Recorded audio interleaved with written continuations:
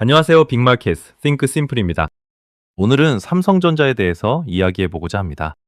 지금 제 손에 있는 이 아이폰, 삼성이 상당 부분 만들었습니다. 무슨 소리야 하실 텐데 진짜입니다. 아이폰의 화면, 삼성이 만들었어요. 안에 들어있는 메모리, 삼성이 만든 반도체가 들어있습니다. 심지어 여러분이 타는 차량에도 삼성이 관여하고 있습니다. 챗GPT 쓸 때 돌아가는 그 서버, 삼성에서 만든 메모리가 대부분 쓰이고 있습니다.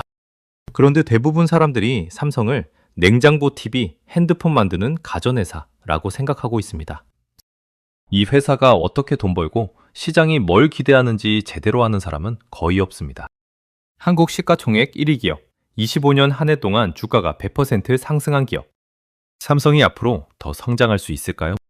오늘 영상을 통해 함께 알아보도록 하겠습니다. 아차차, 이 영상은 투자 추천이 아닙니다. 공개된 정보를 바탕으로 한 정보 제공 및 교육용이며 특정 종목의 매수 매도 추천이 아닙니다. 투자 판단과 책임은 시청자 본인에게 있으며 본 채널은 투자 결과에 대해 어떠한 책임도 지지 않습니다. 준비되셨어요? 가보시죠. 자, 삼성이 뭘 파는지부터 정리해 보겠습니다. 눈에 보이고 사람들이 흔히 생각하는 것. 갤럭시 핸드폰, 냉장고, 세탁기, TV. 맞아요. 근데 이건 빙산의 일각입니다. 삼성의 사업은 크게 4가지로 나뉩니다. 첫 번째, 우리와 가장 친한 DX 사업부입니다. 방금 이야기한 갤럭시 스마트폰, TV, 냉장고처럼 우리가 매일 만지고 쓰는 제품을 만들고 파는 곳입니다. 먼저 휴대폰부터 볼까요? 삼성은 매년 전 세계에 약 2억 3천만 대의 갤럭시 폰을 판매합니다. 2억 3천만 대면 전 세계 사람 35명 중 1명은 올해 새 삼성폰을 샀다는 뜻이에요. 정말 어마어마한 양이죠? 그리고 점유율도 높아요. 2025년 2분기 기준 삼성은 전 세계 스마트폰 시장 점유율 19.7%로 1위를 차지했어요. 애플은 16%, 샤오미는 15%예요. 하지만 속사정이 있어요. 비싸도 줄 서서 사는 애플 아이폰. 고가 시장에서는 애플이 압도적이고 수익도 최고예요. 그리고 저가 시장은 중국 브랜드들이 가성비로 치고 올라오고 있어 삼성은 중간에 끼어 있는 상황이에요. 그래서 삼성은 전략을 바꿨습니다. 폴더블 폰이나 갤럭시 AI 같은 차별화된 기능으로 이 중간에 끼어 있는 상황을 타개하기 위해 총력전을 펼치고 있어요. 그리고 삼성 TV 19년 연속 전 세계 판매 1위예요. 비스포크 냉장고나 니오 QLED TV, 디자인 예쁘고 성능 좋기로 유명하죠. 그런데 가전은 많이 팔아도 이익 남기기 힘들어요. 경쟁이 매우 심하거든요. 마트 가면 가격 비교 엄청 하잖아요. 게다가 중국 업체들이 싼 가격으로 밀고 들어오니까 많이 팔아도 남는 건 적은 싸움이에요. 그래서 삼성가전의 목표는 명확합니다. 모든 가전을 AI로 연결해서 한번 삼성 쓰면 못 나가게 만드는 전략이죠. 두 번째 사업부는 아주 똘똘한 하만입니다. 음악 좋아하시는 분들은 JBL, AKG, 하만카돈 들어보셨을 거예요. 이 세계적인 오디오 회사들이 삼성전자 소속이에요. 삼성이 2017년 당시 80억 달러, 하나로 9조 원 주고 하만을 샀어요.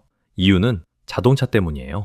하만은 지금 벤츠, BMW, 페라리 같은 프리미엄 자동차의 안방을 차지하고 있어요. 차 안의 환상적인 사운드는 물론이고 내비게이션부터 자율주행 정보까지 나오는 똑똑한 조종석 전체를 하만이 만듭니다.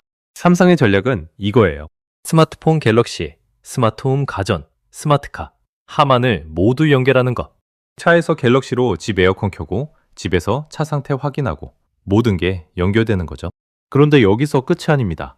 2025년 12월 삼성은 ZF의 자율주행 사업을 16억 달러, 하나로 2조 6천억에 인수하겠다는 발표를 했어요. 자동차의 눈인 카메라와 두뇌인 자율주행 컨트롤러를 통째로 사온 겁니다. 하만이 잘하던 건 차 안의 화면과 오디오였죠.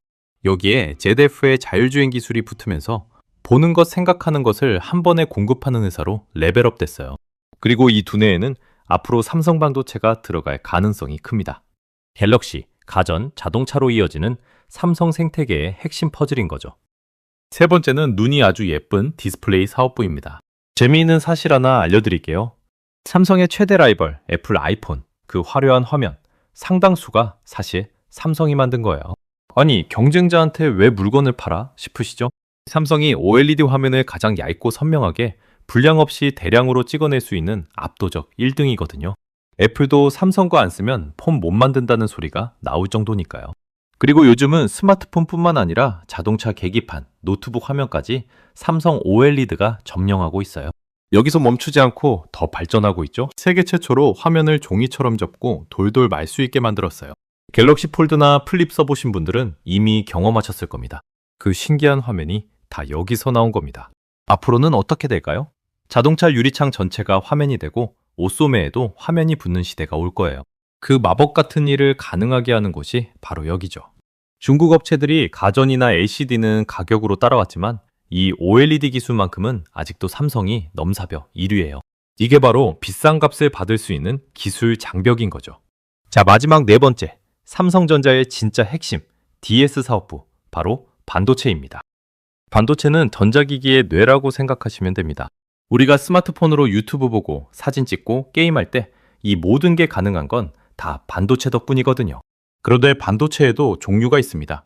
사람으로 치면 이렇습니다. 첫째, 생각하는 뇌. 둘째, 지금 당장 기억하는 단기 기억력. 셋째, 오래 보관하는 장기 저장 능력. 삼성이 만드는 건 바로 이 단기 기억력과 장기 저장 능력입니다. 그것도 세계 1등으로요. 쉽게 설명해 드리겠습니다. 디램은 시험 직전 벼락치기한 내용 같은 겁니다. 지금 당장 필요한 걸 빠르게 기억했다가 금방 잊어버리죠. 낸드 플래시, 우리가 SSD라고 부르는 것은 사진 앨범이나 일기장 같은 겁니다. 한번 저장하면 오래오래 남아있죠. 삼성이 이 시장에서 얼마나 대단하냐고요? 전 세계 10명 중 3, 4명의 데이터는 삼성 반도체에 담긴다고 보시면 됩니다. D램 점유율 34%, 낸드 플래시 30% 수준으로 세계 최고입니다.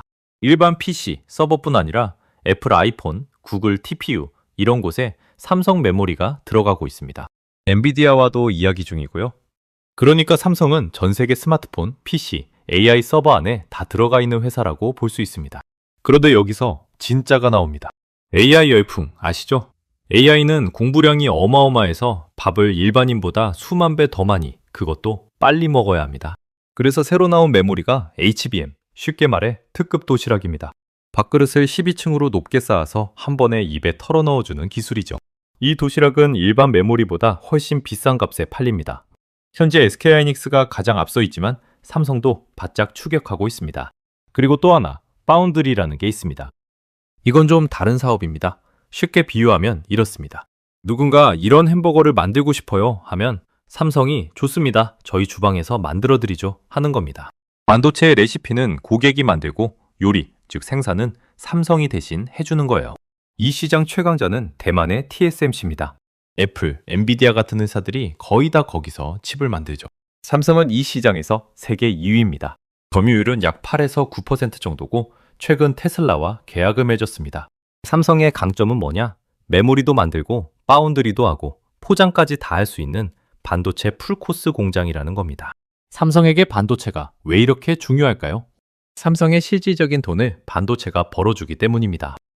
그럼 삼성이 돈을 얼마나 버는지 살펴보도록 합시다. 2024년 삼성의 총 매출은 300.9조 원입니다. 한국 1년 예산의 약 46% 정도죠. 어마어마하죠. 아까 말씀드린 4개 사업부들이 이 매출을 어떻게 나눠서 버는지 쉽게 설명해 드리겠습니다. 자, 삼성이 $100를 번다고 쳐봅시다. 2025년 3분기 기준 DX 스마트폰과 가전이 50.9달러로 1등입니다. DS 반도체가 35.8달러, 디스플레이가 8.5달러, 하만이 4.7달러를 벌어옵니다. 스마트폰이랑 가전이 가장 많이 버네? 맞습니다. 폴더블 폰이 힘을 내고 있거든요. 이제 비용을 뺀 영업이익을 살펴봅시다. $100를 벌면 약 86.7달러가 비용으로 사라집니다. 재료비, 광고비, 월급, 개발비, 공장 운영비로 다 빠져나가는 거죠. 실제로 남는 건 13.3달러 뿐입니다. 그럼 이 13.3달러는 어떤 사업부가 벌어온 걸까요? DS 반도체가 7.6달러, DX 스마트폰과 가전이 3.9달러, 디스플레이가 1.3달러, 하만이 0.5달러입니다. 보이시죠? 매출은 DX가 더 크지만 실제 이익은 반도체가 압도적입니다. 왜 이런 일이 벌어질까요? 반도체는 만드는 비용도 비싸지만 파는 가격이 훨씬 더 비쌉니다. 특히 HBM 메모리가 정말 비싸게 팔리거든요. 공급보다 수요가 훨씬 많으니까요. 반면 스마트폰과 가전은 광고도 엄청 해야 하고 애플과 중국 브랜드들과 경쟁도 심해서 가격도 깎아줘야 합니다. 마진이 거의 없어요. 몸은 제일 고생하는데 남는 돈은 적은 셈입니다. 정리하면 삼성이 버는 이익 중 절반 이상을 반도체가 벌기 때문에 반도체가 가장 중요하다는 겁니다. 그래서 자연스럽게 삼성의 실적은 메모리 가격 사이클과 아주 밀접한 관계가 있습니다. 지난 5년을 보면 정말 어마어마한 롤러코스터였습니다. 2021년 팬데믹으로 직콕족이 되면서 반도체가 불티나게 팔렸습니다. 영업이익 51.6조 원, 말 그대로 파티 분위기였죠. 2022년 매출은 사상 최고 302조 원을 찍었습니다. 하지만 모두가 메모리를 만들어 팔려고 하면서 공급 과잉이 시작됐어요. 이익은 43.4조 원으로 떨어졌습니다. 2023년 대재앙의 시기였습니다.